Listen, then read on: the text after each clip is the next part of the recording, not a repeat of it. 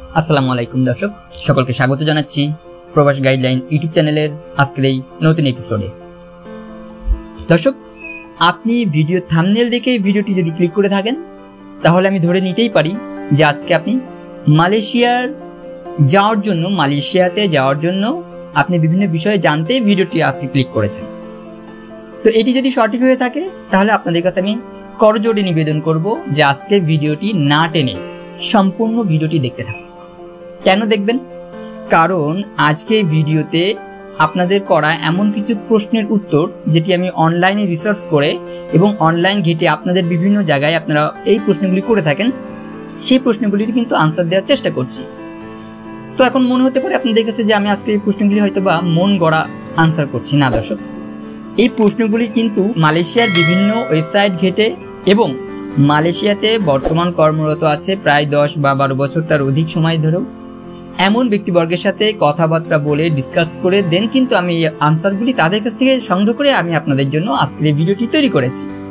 সুতরাং আমি আপনাদের কাছে আবারও রিকোয়েস্ট করব যে এই ভিডিওটি না টেনে সম্পূর্ণ দেখতে থাকুন। আশা করছি আপনার মনে থাকা প্রশ্নের উত্তরগুলো আপনি এখান থেকে পেয়ে যাবেন। এরপরেও যদি আপনার মনে আরও কোনো প্রশ্ন থেকে থাকে তাহলে আমাদের কমেন্ট সেকশনে জানিয়ে দিবেন, আমরা পরবর্তীতে আপনাদের সেই কমেন্টের রিপ্লাই করে দিব।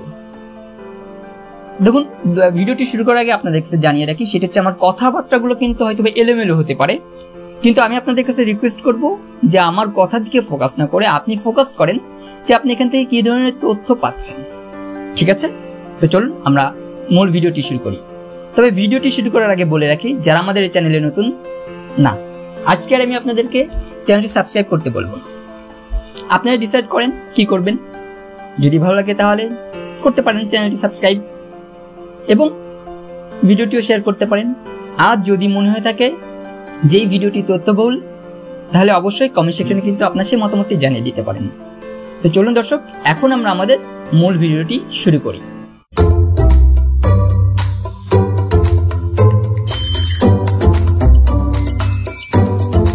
প্রবাস গাইডলাইন। তো দর্শক, আমি প্রথমে যে প্রশ্নটি নিব সেটি হচ্ছে, অধিকাংশ লোক আমি দেখেছি যারা মালয়েশিয়ায় নতুন যেতে চায় তারা এই প্রশ্নটি করে থাকে। সেটি হচ্ছে, ভাই আমি অনার্স প্রথম বর্ষ পর্যন্ত পড়ছি বা আমি এই লেভেল পর্যন্ত বাংলাদেশে পড়াশোনা করেছি, এখন আমি মালয়েশিয়ায় আসতে চাই, তো কোন ভিসায় আসলে ভালো হয় বা কেমন হয়?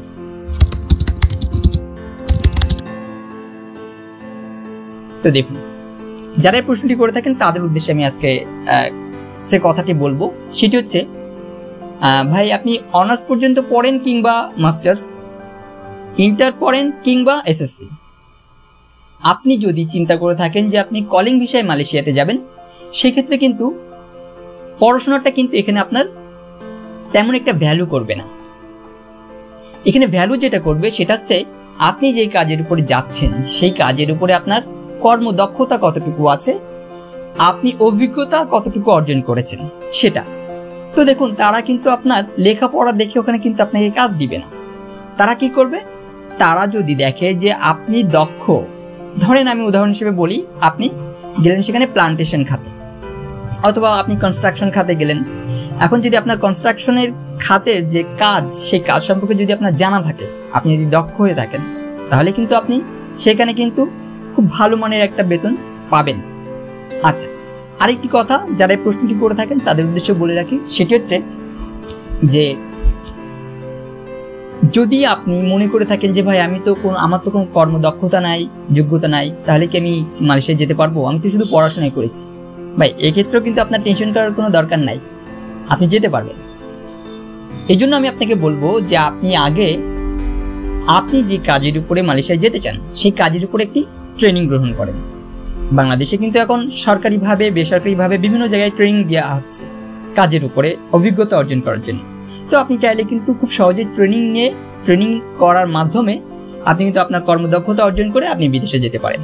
আশা করা যায় আপনি অভিজ্ঞতা অর্জন করে বিদেশে গেলে বেশ মোটামুটি ভালো একটা অ্যামাউন্টের আপনি তখন কিন্তু সেখানে আয় করতে পারবেন। তো আমি পরের প্রশ্নে যাই। পরের যে প্রশ্নটি আপনারা করে থাকেন বা করছেন সেটি হচ্ছে, মালয়েশিয়ায় রেস্টুরেন্টের ওয়েটারের স্যালারি কেমন হয় আর ডিউটি কত ঘন্টা? তো এই ব্যাপারে আমি একটু আপনাদের কাছে বিস্তারিত আলোচনা করব। তার আগে কিছু তথ্য আমি আপনাদেরকে দিয়ে রাখি। সেটি হচ্ছে, আপনি মালয়েশিয়ায় যেই কাজে যান না কেন, আপনি রেস্টুরেন্টের ওয়েটারের কাজে যান কিংবা আপনি যে কোনো কাজে আপনি যান, সেক্ষেত্রে আপনার কিন্তু বেসিক যে বেতন, সেই বেতনটি কিন্তু আসবে 1500 রিঙ্গিত, এবং এটি কিন্তু মালয়েশিয়ার সরকার কর্তৃক ঘোষিত বেতন। ঠিক আছে, তো আপনি কিন্তু 1500 রিঙ্গিত সেখানে পাচ্ছেন বেসিক বেতন, এটা কিন্তু আপনি ফিক্সড, এটা কিন্তু পাচ্ছেনই, এটাতে কিন্তু কোনো কাটছাট নেই। এখন কথা হচ্ছে যে ভাই আমি তো যাব রেস্টুরেন্টের ওয়েটারের হিসেবে, তো সেক্ষেত্রে এখানে কেমন স্যালারি আসতে পারে বা কেমন কি সুযোগ সুবিধা হতে পারে। প্রথমত আমি বলবো যে বেসিক বেতন এখানে আসবে 1500 রিঙ্গিত, এটা কিন্তু ঠিক, এটা কিন্তু ফিক্সড। এখন আপনি এখানে আপনি যে নির্ভর করতেছে আপনি যে রেস্টুরেন্টে যাচ্ছেন তাদের কাজ কেমন, মানে তাদের সেই রেস্টুরেন্টের, ধরেন রেস্টুরেন্ট মানে তো সেখানে তাদের একটা বিজনেস, তাই না? তো তাদের তো বিজনেস যদি গ্রো হয় সেক্ষেত্রে কিন্তু এখানে আপনি কাজ বেশি হচ্ছে, আর কাজ বেশি হলে কিন্তু সেখানে আপনার দেখা যাচ্ছে কি ওভারটাইম যদি আপনি বেশি থাকে, সেক্ষেত্রে কিন্তু আপনি ওভারটাইম করেও কিন্তু ভালো মানে একটা বেতন বা ইনকাম কিন্তু সেখান থেকে করতে পারছেন। ঠিক আছে, তো এখন বেসিক বেতন কিন্তু ওই যে আমি বারবারই যেটা বলছি সেটা হচ্ছে 1500 রিঙ্গিত, এটা কিন্তু আপনি পাচ্ছেন। এই 1500 রিঙ্গিতকে যদি বাংলাদেশের টাকায় আপনি কনভার্ট করেন, সেক্ষেত্রে হয়তো বা 35,000 টাকার বেশি অথবা কম হতে পারে, যেহেতু টাকার রেটটা ওঠানামা করে, তো এটা হতে পারে, এটা স্বাভাবিক। তবে 1500 রিঙ্গিত আপনি ধরে নেন যে 30 থেকে 35,000 টাকা এটা বেতনটা আপনি পাচ্ছেন বাঙালি টাকায়, আপনি রেস্টুরেন্টের ভিসায় গেলে। এখন ওই রেস্টুরেন্টে যদি আপনার ওভার ডিউটি থাকে, সেক্ষেত্রে কিন্তু ওভার ডিউটির একটা আলাদা আপনি বেতন এখান থেকে পাচ্ছেন। ঠিক আছে, এখন আপনার ওখানে কত ঘন্টা কাজ করা লাগতে পারে? সাধারণত আপনাকে ওখানে 8 ঘন্টা ডিউটি করতে হবে। 8 ঘন্টা ডিউটি, এটা ফিক্সড। 8 ঘন্টার মধ্যে হয়তো বা আপনার এখানে আধা ঘন্টা অথবা 1 ঘন্টা এক একটা কোম্পানি বা এক একটা রেস্টুরেন্ট তারা আর কি এটা ফিক্সড করে থাকে, আধা ঘন্টা বা 1 ঘন্টা আপনাকে লাঞ্চ একটা ব্রেক দিলেও দিতে পারে। হ্যাঁ, তো এটা কিন্তু তখন আর আপনার ওই কাউন্ট হবে না আপনার ওই বেতনের ভিতরে, কারণ ওরা কিন্তু ঘন্টা হিসেব করে আপনাকে এই বেতনটা দেয়। ঠিক আছে, তো আপনি কিন্তু এখানে খুব সহজেই মানে বুঝে যেতে পারছেন যে আসলে আপনি রেস্টুরেন্টের থেকে কিন্তু অন্যান্য যে ক্যাটাগরির আপনার সাইটগুলি আছে, যেমন প্লান্টেশন খাত বা কনস্ট্রাকশন খাত, এসব দিকে কিন্তু আবার বেতনটা একটু বেশি। তো ঠিক আছে, পরবর্তীতে আমি আরো বিস্তারিত জেনে আপনাদেরকে জানাবো। যদি এই আপনার রেস্টুরেন্ট সম্পর্কিত কোনো আপনার প্রশ্ন থেকে থাকে তা আমাদের কমেন্ট সেকশনে জানিয়ে দিবেন। ওকে, আচ্ছা, এবার আমি পরবর্তী প্রশ্নে আসছি। পরবর্তী প্রশ্নটি আপনারা করে থাকেন, সেটা হচ্ছে ইলেকট্রনিক কোম্পানি ভালো নাকি প্লাস্টিক কোম্পানি ভালো, আমি কোন কোম্পানিতে যাব?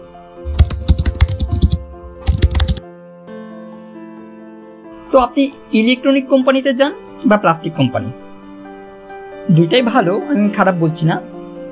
আপনি যে কোম্পানিতে যান না কেন, তারা কিন্তু প্রথমত দেখবে আপনার পরিশ্রম, আপনার কর্মদক্ষতা, আপনার যোগ্যতা, এটা কিন্তু ফার্স্ট অফ অল তারা দেখবে। এখন কথা হচ্ছে কি, আপনি যে কাজে একটু বেশি পরিশ্রম, সে কাজে একটু বেতন বেশি। ঠিক আছে, যেমন আপনি যদি প্লান্টেশন খাতে যান, সেক্ষেত্রে কিন্তু আলাদা চুক্তি। আমরা পরবর্তীতে এই প্লান্টেশন খাত নিয়ে আরেকটি ভিডিও বানাবো, আপনারা আমাদের প্রবাস গাইডলাইন ইউটিউব চ্যানেলের সাথে থাকবেন। আশা করছি এ সম্পর্কে খুব দ্রুত একটি ভিডিও আপনারা পাবেন। এখন কথা হচ্ছে কি, যে আপনি চাচ্ছেন প্লাস্টিক কোম্পানিতে যাই অথবা ইলেকট্রনিক কোম্পানিতে। দেখুন, প্লাস্টিক কোম্পানি বা ইলেকট্রনিক কোম্পানি দুইটাই আপনার পরিশ্রম প্রথমত দেখবে। দ্বিতীয়ত, এখানে আপনি যদি ভালো পরিশ্রম করতে পারেন, সেক্ষেত্রে কিন্তু আপনার বেতনটা কিন্তু বাড়তে পারে ইন ফিউচারে। ঠিক আছে, আর তা বাদে কিন্তু বেসিক স্যালারি 1500 রিঙ্গিত, এটা কিন্তু আপনি পেয়ে যাচ্ছেন। ওকে, আচ্ছা, এবং কিছু কিছু কোম্পানি আছে মালয়েশিয়াতে যে সাধারণত তারা আপনার কোথাও আপনার ওভারটাইম থাকতে পারে, আবার কোথাও নাও থাকতে পারে কোনো কোনো কোম্পানিতে। ঠিক আছে, এটা কিন্তু স্থানভেদে বিভিন্ন জায়গায় আছে। তো যদি আপনার ওই প্লাস্টিক কোম্পানি অথবা ইলেকট্রনিক্স কোম্পানি যদি আপনার ওভারটাইম থাকে, সেক্ষেত্রে কিন্তু ওখানে আপনার আরেকটা আলাদা ইনকাম আসছে। এখন আপনি চিন্তা করে দেখেন, এখানে কিন্তু আপনার কনস্ট্রাকশন কাজ এবং হচ্ছে প্লান্টেশন খাত, এগ্রিকালচারাল খাত, এই খাতগুলিতে কিন্তু একটু বেশি ইনকাম করা যায়। কেন? কারণ এখানে কিন্তু আপনার পরিশ্রমের উপরে ডিপেন্ড করে কিন্তু এখানে একটা বেসিক বাদেও কিন্তু আপনাকে একটা অতিরিক্ত এখান থেকে আপনি অ্যামাউন্ট বাড়ার সুযোগ সুবিধা আছে, একটা সম্ভাবনা আছে। ঠিক আছে, আর যদি আপনি এজেন্ট ভিসায় যান তাহলে তো কোনো কথাই নাই, সেক্ষেত্রে কিন্তু এটা আলাদা একটা হিসাবের মধ্যে আছে। এটি নিয়েও আমি পরবর্তীতে আরেকটি ভিডিও দিব, আপনারা দেখবেন, এখান থেকে আপনারা আরো অনেক বিষয় জানতে পারবেন। তো ইলেকট্রনিক কোম্পানি, প্লাস্টিক কোম্পানি, যেটাতে যান না কেন দুইটা কোম্পানি ভালো হবে। আপনি যদি একজন ইলেকট্রিশিয়ান হয়ে থাকেন বা ইলেকট্রনিকের উপরে আপনার যদি দক্ষতা থেকে থাকে, তাহলে আপনি ইলেকট্রনিক কোম্পানিতে যেতে পারেন, এবং প্লাস্টিক কোম্পানি দুইটাই ভালো, আপনি যেতে পারবেন, কোনো অসুবিধা নেই। আচ্ছা, পরের প্রশ্নে যাই। ভাই, মালয়েশিয়াতে এই বা সেই অমুক বা তমুক কোম্পানিতে বেতন কেমন আসতে পারে?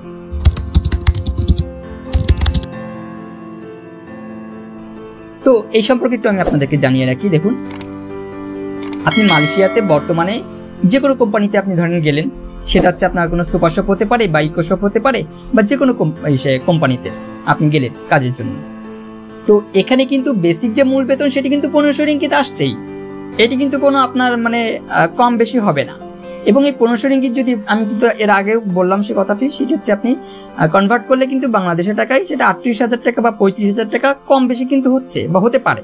ঠিক আছে, এটি কিন্তু আপনি পাচ্ছেনই। আচ্ছা, এবার আমি আসি। দেখুন, এখানে আপনার হচ্ছে বেতনটা তারা আসলে মানে কিভাবে হিসাব করে। তারা কিন্তু এখানে কিন্তু একটা ঘন্টা, অর্থাৎ আপনাকে কিন্তু ডিউটি করা লাগে। এখানে কিন্তু আপনাকে যেটা করতে হবে, আপনি কিন্তু 8 ঘন্টা টোটাল আপনাকে ডিউটি করতে হবে। ঠিক আছে, এই 8 ঘন্টা এবং দুপুরে আপনি 1 ঘন্টা অতিরিক্ত লাঞ্চের জন্য পাবেন, তারা কিন্তু দিবে আপনাকে। এই 8 ঘন্টার 1 ঘন্টা কত ঘন্টা হলো? 9 ঘন্টা। এই 9 ঘন্টার মধ্যে যে 1 ঘন্টা এক্সট্রা আপনাকে দিল, এটা কিন্তু তারা কাউন্ট করবে। কেন? কারণ এটা কিন্তু আপনার লাঞ্চ ব্রেক, এটা কিন্তু আপনার ওই আর্থিক রিলেটেড, অর্থাৎ টাকা দেওয়ার সাথে কিন্তু এটা আপনাকে কাউন্ট করবে না। আপনাকে কিন্তু ওই 8 ঘন্টা ডিউটিটা দিবে। এবার এই 8 ঘন্টার পরে আপনি যত মানে ঘন্টা মানে আপনি ওখানে ওভারটাইম দিবেন, ঠিক তত ঘন্টা ওভারটাইম বাবদ কিন্তু আপনি আলাদা একটা অ্যামাউন্ট আপনাকে দিবে। সেটি কত দিবে আমি আপনাদেরকে বলছি। তার আগে বলে রাখি, আপনাকে কিন্তু কাজে যেতে হবে 8টায়, সকাল 8টায়। যে কোম্পানিতে যান না কেন সেই কোম্পানিতে আপনাকে 8টায় কাজে যেতে হবে, এবং 8টা থেকে 5টা পর্যন্ত আপনাকে ডিউটি করতে হবে। তাহলে সকাল 8টা থেকে 5টা পর্যন্ত কত ঘন্টা হচ্ছে বলেন তো? এখানে কিন্তু 9 ঘন্টা হচ্ছে। আর এই 9 ঘন্টার মধ্যে আপনাকে 8 ঘন্টা বেসিক স্যালারি কিন্তু তারা দিচ্ছেই। ঠিক আছে, আচ্ছা, এবং এটা কিন্তু আপনাকে সপ্তাহে 6 দিন, ভালো করে এই বিষয়টা একটু বুঝে রাখবেন, এটা কিন্তু সপ্তাহে 6 দিন। আপনি একদিন সরকারি ছুটি পাচ্ছেন, সেই ছুটির দিন আপনি চাইলে কিন্তু সেই ছুটির দিনও কিন্তু আপনি কাজ করতে পারছেন। এবং এই যে 6 দিন আপনি কাজ করছেন, এটা মাসে যদি আপনি হিসেব করেন তাহলে কিন্তু 26 দিন দাঁড়াচ্ছে। এখন কথা হচ্ছে কি যে ভাই, আপনি যদি এই 26 দিনের বাইরে যে সরকারি ছুটির দিন থাকে সেই দিনেও যদি আপনি কাজ করেন, তাহলে কিন্তু ওখানে আপনাকে একটা ডাবল পেমেন্ট করবে। অর্থাৎ আপনার ঘন্টা প্রতি যে বেসিক বেতনটা আসে, ওটাকে যদি আপনি বেসিক বেতন 1500 রিঙ্গিতকে আপনি ঘন্টায় কনভার্ট করেন, তাহলে কিন্তু আপনার যেটা আসবে তা সেটা কিন্তু একটা ডাবল আপনি পেমেন্ট পান। সেটা হচ্ছে সাপ্তাহিক ছুটির দিনগুলোতে। ঠিক আছে, কারণ ওই দিনটাতে কাজ করলে কিন্তু শ্রমিকদেরকে একটু বেশি টাকা দেওয়া হয়। ঠিক আছে, এই একটি ব্যাপার। আরেকটি ব্যাপার হচ্ছে সেটি যেমন পার আওয়ার, আপনি পার আওয়ার ওভার ডিউটি যখন আপনি দিচ্ছেন, তখন কিন্তু সেটাও আপনাকে কাউন্ট করছে আলাদা। অর্থাৎ ওইটা কিন্তু আপনার বেসিকের মধ্যে আর পড়ছে না, তখন কিন্তু আপনি ওখান থেকে এক্সট্রা ইনকাম করতে পারছেন। তবে কিছু কিছু ক্ষেত্র আছে, কিছু কিছু কোম্পানিতে ওভার ডিউটি পাওয়া যায়, আবার কিছু কিছু কোম্পানিতে ওভার ডিউটি পাওয়া যায় না। এটি আসলে আপনারা কাজে যাওয়ার আগে বা মালয়েশিয়াতে যাওয়ার আগে, চুক্তিপত্র সই করার আগে এটি ভালোভাবে জেনে বুঝে নেবেন, তাহলে আশা করি প্রতারণার শিকার হবেন না। ঠিক আছে, তো এরপরে যে প্রশ্নটি আমার কাছে বেশি এসেছে সেটা হচ্ছে, ভাই মালয়েশিয়াতে কোন কোন কোম্পানিতে ওভারটাইম করা যাবে, অথবা কোন কোন কোম্পানিতে 2 ঘন্টা 3 ঘন্টা বা 4-5 ঘন্টা পর্যন্ত ওভারটাইম ডিউটি পাওয়া যাবে? দেখুন, বর্তমানে যে কোনো লোক, সেটা আপনার বন্ধু হতে পারে বা আপনার আত্মীয় স্বজন হতে পারে, তারা কিন্তু আপনাকে মালয়েশিয়াতে নিয়ে যাওয়ার আগে বলবে যে এখানে ওভারটাইম আছে। কিন্তু ওখানে যে ওভারটাইম আপনাকে 100% দিতে পারবে এমন কোনো গ্যারান্টি কিন্তু নাই ভাই। যেমন গতবার যারা কলিংয়ে ঢুকেছিল তারা কিন্তু অনেকে কিন্তু ওভারটাইম পায়নি। এবং দেখেন তখন কিন্তু বেসিক বেতন ছিল কত বলেন তো? তখন বেসিক বেতন ছিল মাত্র 900 রিঙ্গিত, অর্থাৎ মালয়েশিয়ার টাকার মাত্র 900 রিঙ্গিত। ওইটাকে যদি বাংলাদেশি টাকা কনভার্ট করেন সেক্ষেত্রে কিন্তু আপনার প্রায় 18,000 টাকা বা সামথিং এপাশ ওপাশ হতে পারে। ঠিক আছে, 18,000 টাকায়। কিন্তু এখন দেখেন, এখন কিন্তু বেতনটা আরো বেশি, এখন 1500 রিঙ্গিত পাচ্ছেন, অর্থাৎ বাংলাদেশি টাকায় কিন্তু সেটা প্রায় আপনার 35 থেকে বা 38,000 টাকা কম বা বেশি হচ্ছে কিন্তু, তাই না? সেক্ষেত্রে কিন্তু এখন বলা যাচ্ছে না যে আপনি 100% ওখানে ওভারটাইম পাবেন। ঠিক আছে, তবে যদি আপনার লাক বা আপনার কপাল ভালো থাকে সেক্ষেত্রে কিন্তু আপনি যে কোম্পানির হয়ে যাচ্ছেন মালয়েশিয়াতে, যদি সেই কোম্পানি ভালো হয়ে থাকে তাহলে দেখা যাচ্ছে কি আপনি সর্বোচ্চ গেলে 2 থেকে 3 ঘন্টা আপনি ওভারটাইম পাইলেও পাইতে পারেন। ঠিক আছে, এটা কিন্তু আপনার সম্পূর্ণ ভাগ্যের উপর নির্ভর করছে। তবে আপনাকে যদি কেউ 100% বলে, সেক্ষেত্রে আমি আপনাকে বলবো যে ভাই আপনি ভালোভাবে আগে যাচাই বাছাই করেন, আপনি আরো 2-4-5 জায়গা দেখেন, ভালো করে জানেন বুঝেন, আপনি মালয়েশিয়াতে যারা আছে তাদের সাথেও 2-5টা কথা বলেন, জিজ্ঞাসা করেন, তারপরে আপনি সিদ্ধান্ত নেন যে এবং দেখেন যে আসলে আদৌ কি ওখানে ওভারটাইম ডিউটি পাওয়া যাবে কিনা। ঠিক আছে, তবে কিছু ভিন্ন ব্যাপার আছে, যেমন মালয়েশিয়াতে হচ্ছে আপনার কিছু কোম্পানি আছে, তার মধ্যে আমি যদি একটা কোম্পানির নাম বলি প্যানাসনিক, এদের কিন্তু আপনার মালয়েশিয়াতে কিন্তু অনেক জায়গায় এদের বেশ কয়েকটা শাখা আছে, তাই না? ফলে এদের কিন্তু কাজও অনেক বেশি, এদের কাজের চাপটা অনেক বেশি হয়। এক্ষেত্রে কিন্তু আপনি এখানে কিন্তু ওভারটাইম সাধারণত 2-3 ঘন্টা পাওয়া যায়। ঠিক আছে, তবে আপনি খোঁজ নেবেন, আছে অনেক এমন কোম্পানি আছে, নাম জানা না জানা অনেক কোম্পানি আছে যাদের কিন্তু আপনার ওভারটাইম ডিউটি পাওয়া যায়। তবে আমি আপনাদেরকে কিন্তু ডিমোটিভ করছি না, বা আমি আপনাদেরকে এটা বলছি না যে ভাই আপনি আসলেই 100-তে 100ই আপনি হচ্ছে ওভারটাইম পাবেন না, এটা কিন্তু বলছি না। আপনি পাবেন ওভারটাইম, আপনি পাবেন, কিন্তু কিছু কিছু কোম্পানির ক্ষেত্রে তাদের কাজের, ধরেন আমার কোম্পানিতে যদি আমার কাজের চাপ কম থাকে তাহলে ভাই আমি আপনাকে কিভাবে ওভারটাইম দিব বলেন? এরকম কিছু কোম্পানি আছে যেখানে কাজের চাপ কম, শ্রমিক লাগবে বাট কাজের চাপ কম, কিন্তু ওভারটাইম থাকে না। সেক্ষেত্রে কিন্তু আপনাকে ভালোভাবে জেনে বুঝে তারপরে কিন্তু সিদ্ধান্ত নিতে হবে। আচ্ছা, পরের প্রশ্নে যাই। পরের প্রশ্ন আপনারা করে থাকেন, মালয়েশিয়ায় বর্তমানে লিগালি কত টাকা দিয়ে যাওয়া যাচ্ছে?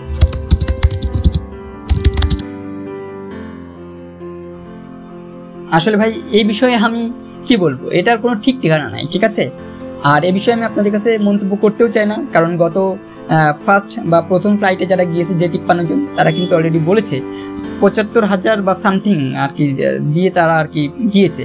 তো এই বিষয়ে আমি আপনাদের কাছে কোনো মন্তব্য করতে চাই না, আপনারাই ভালো জানেন, বুঝবেন, আপনার খোঁজখবর নেন, তাহলে আপনারা বুঝতে পারবেন।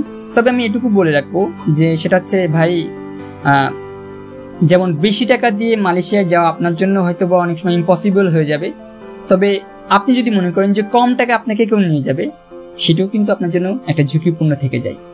কারণ তারা কিভাবে নিয়ে যাচ্ছে আপনাকে মালয়েশিয়ায় নিয়ে যাওয়ার পরে তারা কোন কাজে আপনাকে দিবে, সেটিও কিন্তু প্রশ্ন থেকে যায়। সুতরাং টাকা একটু বেশি লাগলেও ভালোভাবে জেনে বুঝে তারপর আপনি সিদ্ধান্ত নিন যে আপনি কিভাবে বা কত টাকা দিয়ে আপনি মালয়েশিয়া যাবেন। ঠিক আছে, পরে যে প্রশ্নটি বেশিরভাগ আসছে সেটা হচ্ছে ভাই, মেডিকেলে যদি আমি কোনোভাবে আনফিট হয়ে যাই, ধরেন আপনি মেডিকেল আনফিট হয়ে গেলেন, এখন মেডিকেল আনফিট হওয়ার পরে কি এটা কোনোভাবে টাকা পয়সা দিয়ে, মানে একটু টাকা পয়সা খাওয়াই কোনোভাবে এটাকে ফিট করে নিয়ে যাওয়া যায় কি?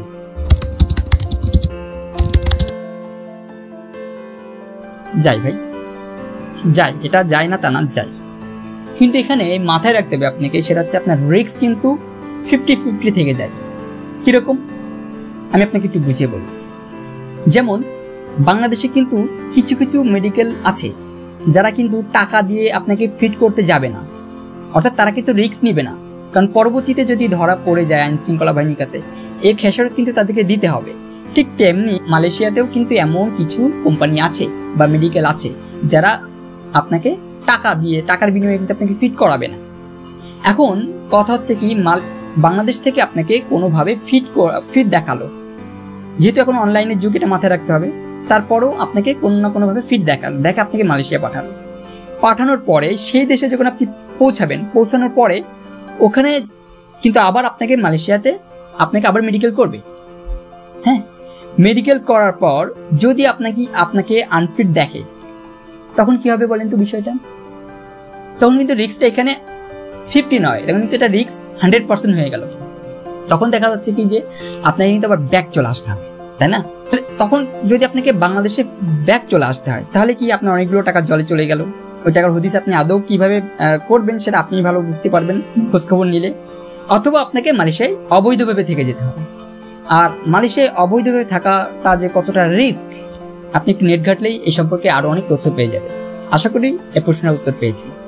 আপনার প্রশ্ন করেন যে ভাই Panasonic, NSK, KK Mart, JCC, VC industrial, Witten Asia, Morgate industries, Velox industries, electronic factory, furniture factory, construction, ecoshop, hydroponic অথবা অন্য কোন কোম্পানির কোন কাজটা কেমন হবে বা কষ্ট কেমন হবে?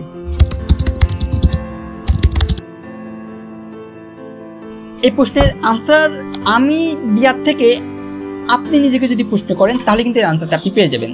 ধরেন বাংলাদেশে আপনি কনস্ট্রাকশন কাজে গেলেন, কনস্ট্রাকশন কাজে যাওয়ার পরে আপনার কাজের গতি, একইভাবে আপনার মানে কাজে কঠোর পরিশ্রম করা, এগুলি দেখেই কিন্তু তারা কি করবে, তার বেতনটা কিন্তু তারা বাড়াবে অথবা আপনাকে কাজে নিবে, তাই না? সেম কিন্তু ওখানে এটা হয়, অর্থাৎ আপনার কতটা আপনি কঠোর পরিশ্রম মানে দক্ষ বা যোগ্য সেটার উপরেই কিন্তু নির্ভর করছে যে আপনি কতটা বেতন পাবেন। এটা তো গেল। একই সাথে আপনি যদি সেই দেশে, আপনি তো যাচ্ছেন ওই দেশে টাকা ইনকাম করতে, এখন যদি আপনি চিন্তা করেন যে ভাই আমি মানে কষ্ট করব না, তাহলে কিন্তু সেটা আপনার জন্য আসলে সুফল বয়ে আনবে না। অর্থাৎ আপনি কিন্তু কষ্ট করে দেন, অর্থাৎ আপনাকে কিন্তু তার আগে পরিশ্রম করাই নিবে, এবং যে 8 ঘন্টার ডিউটি, তাই না, এই 8 ঘন্টার ডিউটি কিন্তু আপনাকে দিতেই হবে অলমোস্ট, এবং সেটা কিন্তু সেই কোম্পানির নিয়মে আপনাকে দিতে হবে, বুঝছেন? তাহলে কিন্তু আপনি এখান থেকে সেই বেতনটা আপনি পাচ্ছেন। সুতরাং এখানে কষ্ট নাই এটা বলা যাচ্ছে না, কষ্ট আছে, বরঞ্চ আরো একটু বেশি কষ্ট আছে। আশা করছি বুঝতে পারছেন। পরের আরেকটি প্রশ্ন যেটি আপনারা করে থাকেন সেটা হচ্ছে, ভাই কলিং ভিসায় মালয়েশিয়া গেলে থাকা খাওয়ার খরচ কি কোম্পানি দিবে?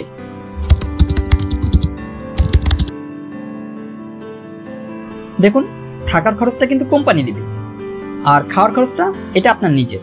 মালয়েশিয়াতে প্রায় আপনার সবগুলি কোম্পানিতেই প্রায় এই সেম নিয়মটাই চলে, ঠিক আছে? পরের যে প্রশ্নটি আপনার করে থাকেন সেটা হচ্ছে, কোম্পানির খরচে আমি যেখানে থাকবো সেই জায়গাটি আসলে কেমন হবে, বা সেই জায়গাটি কি ভালো হবে, বা আমার জন্য কি সুবিধাজনক হবে?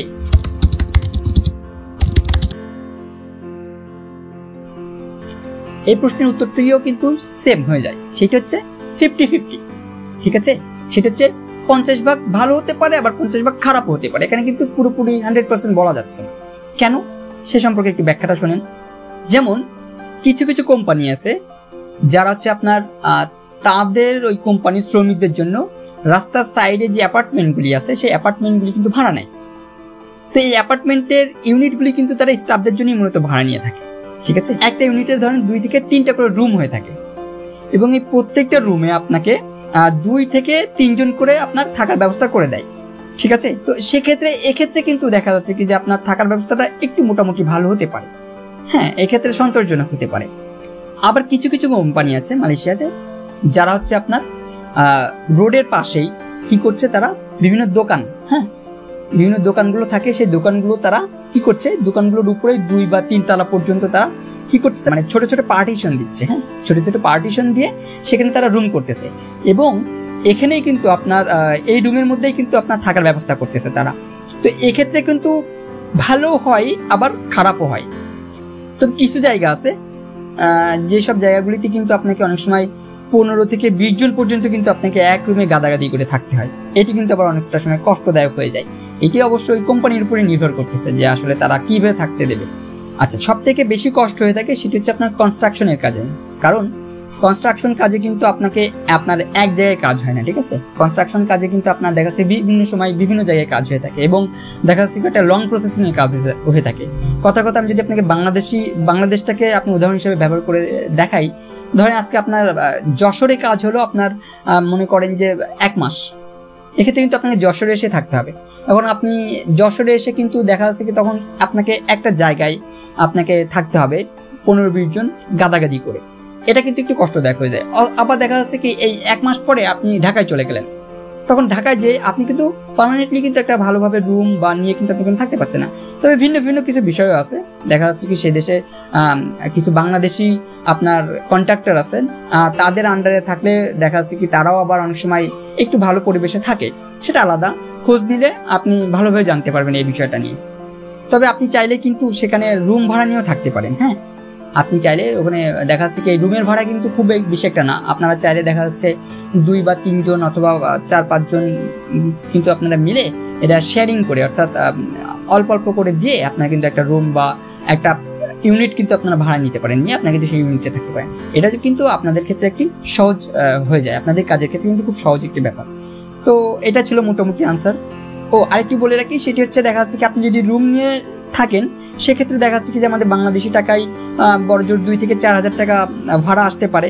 সুতরাং আপনারা যদি 4 জন বা 3 জনও থাকেন তাহলে কিন্তু এটা আপনাদের জন্য আহামরি ইম্পসিবল কিছু হয়ে যাচ্ছে না, তখন কিন্তু আপনারা এটা ভাগাভাগি করে খুব সহজে কিন্তু আপনারা ভালো একটা থাকার পরিবেশ পাচ্ছেন। ঠিক আছে, আশা করি বুঝতে পারছেন। পরের আরেকটি প্রশ্ন আপনারা করে থাকেন, সেটা হচ্ছে ভাই আমি এক কাজের ভিসা নিয়ে মালয়েশিয়ায় গেলে আরেক কাজ কি করতে পারবো, বা আমার পছন্দ মতো যে কোনো কাজ কি আমি ওখান থেকে বেছে নিয়ে করতে পারবো, অথবা এখানে কি আমি ফ্রি ভিসা বলতে কি কোনো ভিসা আছে, আমি কি আদৌ ফ্রি ভিসায় কোনো কাজ করতে পারবো?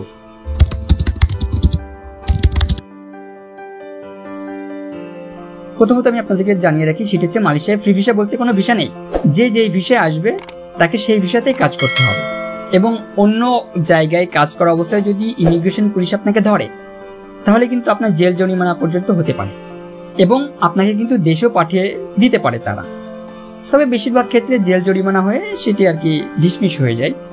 এই জন্য আপনারা অবশ্যই সতর্ক থাকবেন। হ্যাঁ, আরেকটি প্রশ্ন যেটি আপনারা করে থাকেন সেটা হচ্ছে আমার বন্ধু বা এক ভাই বলছে ফ্রি ভিসায় নিয়ে যাবে, তাহলে এটা কি মিথ্যা? না, এটা মিথ্যা না। কিছু কিছু কোম্পানি বা এজেন্ট আছে যারা ফ্রি ভিসা নামক ভিসায় আপনাকে নিয়ে যাবে, কিন্তু এটা খুবই অল্প সংখ্যক, খুবই সামান্য। ঠিক আছে, মূলত সে আপনাকে নিয়ে যাবে তার কোম্পানির ভিসায়, কিন্তু কোম্পানির ভিসায় নিয়ে যেয়ে তারা সাধারণত আপনাকে বাইরে কাজ করার সুযোগ দিবে, তবে এটা হাতে গোনা মাত্র। এটা কিন্তু আপনাকে এটা ধরে আগাই গেলে কিন্তু হবে না। ঠিক আছে, এটা মাথায় রাখতে হবে আপনাকে। এবং একই সাথে বলে রাখি যে যদি আপনি এক্ষেত্রে দেখা যাচ্ছে কি যে আপনি এই কিছু অল্প সংখ্যক লোকের মধ্যে যদি আপনি পড়ে যান, সে দেশে যাওয়ার পরে দেখা যাচ্ছে কি যে আপনি যে যার আন্ডারে থেকে কাজ করছেন, পুলিশ যদি কোনো রকম ঝামেলা, আপনি পুলিশের ঝামেলায় যদি পড়েও যান, তাহলে দেখা যাচ্ছে কি যে আপনাকে নিয়ে যাচ্ছে সে কিন্তু আপনাকে ওই ঝামেলা থেকে মুক্ত করবে। হ্যাঁ, তারা কিন্তু আপনাকে সাহায্য করবে। তবে এখানে বলে রাখতে হয় সেটা হচ্ছে প্রতি বছর কিন্তু এই ভিসা, এই যে ভিসাটিতে আপনি যাচ্ছেন মালয়েশিয়াতে, এই ভিসায় কিন্তু প্রতি বছর আপনাকে রিনিউ করতে হবে, এবং রিনিউ করতে গেলে কিন্তু এখানেও একটি মোটা অঙ্কের একটি টাকা আপনার প্রতি বছর খরচ করতে হবে, এবং এটি কিন্তু আপনার সরকারি খরচের তুলনায় কিন্তু বেশ একটি মোটা অঙ্কই হবে। যেহেতু আপনি ফ্রি ভিসা নামক ভিসায় আপনি ওখানে কাজ করবেন আপনার স্বাধীনভাবে, সুতরাং এখানে কিন্তু আপনার খরচটা প্রতি বছর একটু বেশি হবে। ঠিক আছে, ক্লিয়ার? পরের যে প্রশ্নটি সেটি হচ্ছে কিভাবে ভিসার জন্য আবেদন করব এবং কার কাছে পাসপোর্ট জমা দিব। তো দেখুন, সরকার এখন পর্যন্ত কিন্তু 20টিরও অধিক রিক্রুটিং এজেন্সিকে অনুমোদন দিয়েছে। তো আপনি চাইলেই এই 20টি রিক্রুটিং এজেন্সির উপরে, মানে যে 20টি রিক্রুটিং এজেন্সি বা যারা এখন আপনার লোক নেওয়া শুরু করেছে, আপনি চাইলে তাদের সাথে কিন্তু যোগাযোগ রাখতে পারেন। ঠিক আছে, এবং অবশ্যই মাথায় রাখবেন যাদের সাথে আপনি যোগাযোগ করেন না কেন তাদের অবশ্যই সরকারি লাইসেন্স নম্বর অর্থাৎ RL নম্বরটা আছে কিনা এটি আগে ভালোভাবে চেক করে নেবেন, তারপরে কিন্তু আপনারা তাদের কাছে আপনার পাসপোর্টটি জমা দিবেন। এবং অবশ্যই আপনার অতি বিশ্বস্ত লোক ছাড়া কারো কাছে আপনার পাসপোর্টটি জমা দেওয়া থেকে বিরত থাকুন, না হলে পরবর্তীতে কিন্তু এর ঘানি আপনাকেই টানতে হবে। এবং এর সাথে আরেকটি প্রশ্ন আপনারা যেটি করে থাকেন সেটা হচ্ছে আমি কখন পাসপোর্ট জমা দিব, মানে আমি তো এখন এটা বুঝলাম যে পাসপোর্ট জমা দিতে হবে, তাহলে এখন আমি কবে থেকে পাসপোর্টটা জমা দিব বা কখন পাসপোর্ট জমা দেওয়াটা আমার জন্য ভালো হবে, তাই তো? আচ্ছা, আমি আপনাদেরকে বলবো সেটা হচ্ছে আপনার বিশ্বস্ত লোক বা আপনার বিশ্বস্ত যে মানে কোম্পানি বা যে রিক্রুটিং এজেন্সির মাধ্যমে আপনি যাবেন, যত দ্রুত সম্ভব আপনার পাসপোর্টটি আপনার নিজের কাছে না রেখে জমা দিয়ে দিন। তো আমার ধারণা, এটা আমার ব্যক্তিগত ধারণা, আমি আপনাদেরকে বলে রাখি সেটা হচ্ছে দেখা যাচ্ছে কি যে পরবর্তীতে আরো 5-10 হাজার লোক বা আরো বেশি লোক যাওয়ার পরে মালয়েশিয়ার যে সিন্ডিকেট ব্যবসাটা কিন্তু বেশ চরম এখন বাংলাদেশে। তো এই যে আপনার সিন্ডিকেট লোকেরা কিন্তু এই ভিসার মূল্য কিন্তু আরো বাড়ায় দিতে পারে। ঠিক আছে, এই জন্য আমি বলবো আপনাদেরকে পরামর্শ দিব যে পাসপোর্টটি নিজের কাছে না রেখে যত দ্রুত সম্ভব আপনার বিশ্বস্ত লোক অথবা আপনি লাইসেন্সকৃত এজেন্টের কাছে আপনার পাসপোর্টটি আপনি জমা দিয়ে দিন এবং আপনার প্রসেস শুরু করে দেন। এবং আজকের এই সেশনের লাস্ট যে প্রশ্নটি আমি নিব সেটা হচ্ছে আপনারা প্রশ্ন করে থাকেন যে মানুষের মানে অনেকে বলছে যে মালয়েশিয়ার লোক যাওয়া নাকি এখন স্থগিত আছে, এটা কি সত্য আদৌ নাকি মিথ্যা? দেখুন ভাই, আমি আপনাদেরকে বলবো যে কোন সংবাদটি সত্য কোন সংবাদটি মিথ্যা বা কোন কথাটি সত্য মিথ্যা এটি যাচাই করার জন্য আপনি সবসময়ের জন্য চোখ রাখবেন বাংলাদেশের যে জাতীয় পত্রিকাগুলি আছে সেই জাতীয় পত্রিকাগুলির উপরে প্রথমত। দ্বিতীয়ত হচ্ছে আপনি অনলাইন যে কোনো পোর্টাল অথবা ইউটিউবের যে কোনো ভিডিও দেখেই আপনি প্রতারিত হবেন না। ঠিক আছে, যেহেতু এখনো পর্যন্ত বাংলাদেশের সরকার কর্তৃক কোনো ঘোষণা আসেনি যে মালয়েশিয়ার যাওয়ার লোক এখন স্থগিত করা হয়েছে বা কোনো কারণে বন্ধ আছে, সেহেতু আপনি এখানে এই ধারণাটি ভ্রান্ত ধারণা। ঠিক আছে? সুতরাং এটি বিশ্বাস করার দরকার নেই। মালয়েশিয়ার লোক যাওয়া শুরু হয়েছে, লোক যাচ্ছে এবং লোক যাবে। তবে কিছু প্রসেসিং আছে, যে প্রসেসিংগুলি করতে একটু সময় লাগে, এটা ভিন্ন কথা। তবে লোক যাওয়া স্থগিত নাই এবং এখনো পর্যন্ত বলা যাচ্ছে যে লোক কিন্তু যাবে, এটি কিন্তু শিওর থাকতে হবে। তো আশা করছি আজকের এই ভিডিও থেকে আপনারা যে প্রশ্নের উত্তরগুলি পেয়েছেন, এই প্রশ্নের উত্তরগুলি আপনাকে মালয়েশিয়া যাওয়ার ক্ষেত্রে খুবই যথাযথভাবে আপনাকে সাহায্য করবে। তো দর্শক, আজ এ পর্যন্তই। দেখা হবে সামনের নতুন কোনো ভিডিওতে। সে পর্যন্ত সবাই ভালো থাকবেন, সুস্থ থাকবেন, প্রবাস গাইডলাইন ইউটিউব চ্যানেলের সাথেই থাকবেন। আল্লাহ হাফিজ।